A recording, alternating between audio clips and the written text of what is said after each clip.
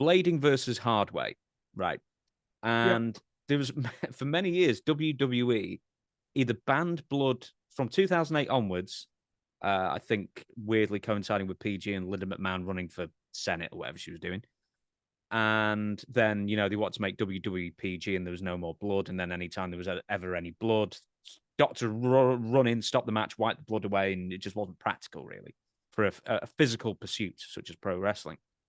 But then the couple of times that they actually planned on doing blood, they wanted to do it hard way. And I think the most famous example is Brock Lesnar elbowing Randy Orton half to death to get blood. And I was like, how come that's not barbaric, yet just a little like that is? And now 15 years has gone by, and now it makes sense to have, a properly prepared, sanitized blade to create blood, which is far better than getting concussed. I have no idea. Hey, I've been with some guys. Some guys are known as just juicers. I mean, Abdullah the Butcher. That's all he does. Bruiser Brody. That's all he does. Not so much Hanson, but Brody, because I think they kind of enjoyed that self-mutilation. And you could look at their head and you could say, oh, I see I-4. Yeah, I see I-75 branching off. It's like a map looking at it. You could find out how to get to Chicago by following that map. But when they stopped blood, and I'm not a big fan of it myself, I hate it. So, but I think, I don't know, is the business changed? And I think a lot of people didn't like it. I think they were talking about, well, the guys didn't like it because I think you need blood every now and then, because I think that shows the intensity of a rivalry, and it can work to stimulate people, even stopping the match. But hell, they act like you get a nosebleed. Oh, we got to stop it. We got to stop it. I mean, but that was under the old regime. Now, I think, didn't The Rock make a statement about what's going on now? Or are we going to get to that later? I don't have anything about The Rock in this. Well, in this one, he said something. Triple H said something. Triple H said it. And he says we're in the middle of the Attitude Era 2. I said that 2 weeks ago. You did? I said Attitude Era 2.0 is what I said. Let me give you the quote. So, sorry to interrupt. Triple H said, as we roll into this, the business is probably, I can look at it different now, like where I just said a minute ago, we didn't know it was the Attitude Era at the time. Having lived through that, I can look at that right now and say we're in another era like that. People won't put a tag on it, like we didn't call it the Attitude Era in the Attitude Era.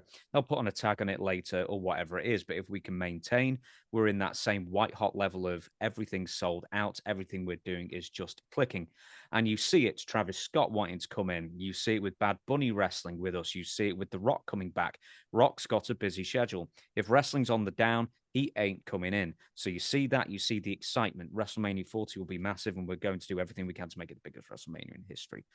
So he's not so much saying it's Attitude Era 2.0 as far as aggression and blood and big silicone boobies everywhere, but he's saying more maybe the intensity, but definitely the popularity and ticket sales. He's sort of comparing the Attitude Era to. Did you see when The Rock and Roman were whipping Cody and Seth with those belts? I did. Brother, they was whipping some asses. Big time. I mean, those belts are pretty heavy and they're wide and they hurt. And they were lacing the crap out of them. Because The Rock, by him being in Hollywood, You know, when you're looking at a movie and you see something and they do something that's not believable, it blows it completely out of the realm of believability. So they went out there, and I'm sure they told Cody and they told Seth, we're going to lay it in. And what are they going to say?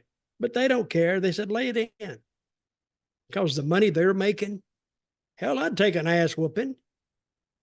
If you're going to pay me like, I don't know, $5 million a year, yeah, sort of whip my ass every now and then. Keep me in line. Hey.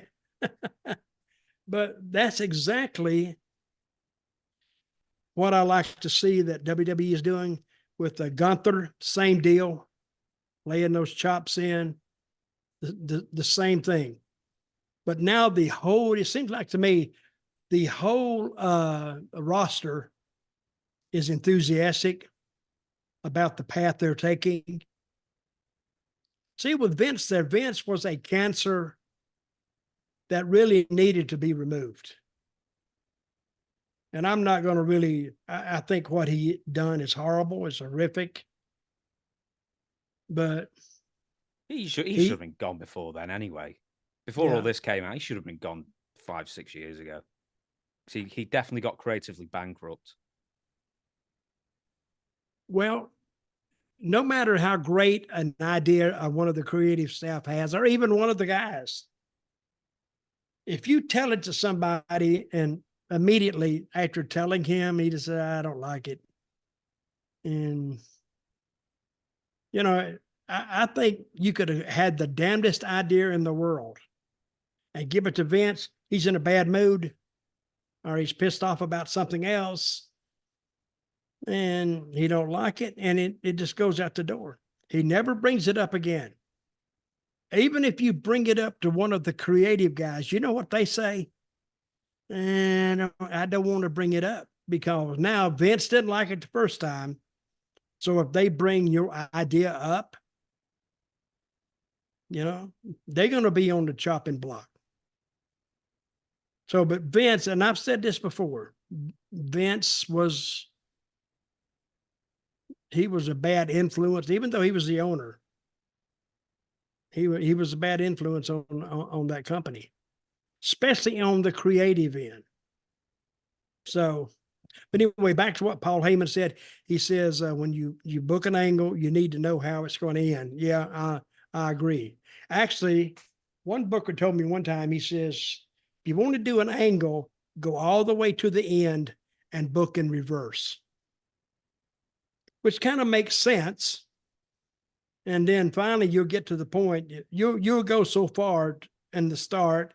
And then when you come from the other end, then it meets. It's hard to explain and understand. But I've known several bookers who did that because that's the way they were taught. So, see, when I was in TNA, they would just book from pay-per-view to pay-per-view.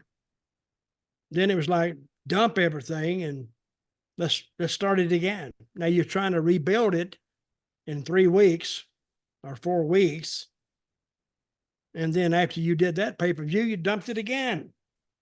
So we never had a consistent line of heat like the bloodline has. And they proved to me, yes, you can have a long, drawn out story. See, I was hearing guys talk last year. Oh, they didn't put it on Cody at WrestleMania last year. Was it WrestleMania that Cody wrestled him? Yeah, last year. Yeah. Yeah. In Inglewood, because you asked off air about Austin Theory, didn't you? So it was that. And people, they're so pissed off. Oh, we invested in this and you didn't give it to him and you didn't let him have it. But look at the money they have made out of this. And it's been a pretty damn interesting story. And those guys, I don't know if they act like heels on the street. I don't know. But the people, I think they're the heels that are over so much, they could turn on babyface just like that. Not all of them, because they don't have any opponents. But one of them branching off, like Jimmy did, wasn't he the one who broke off? Jimmy? Yeah, I think so.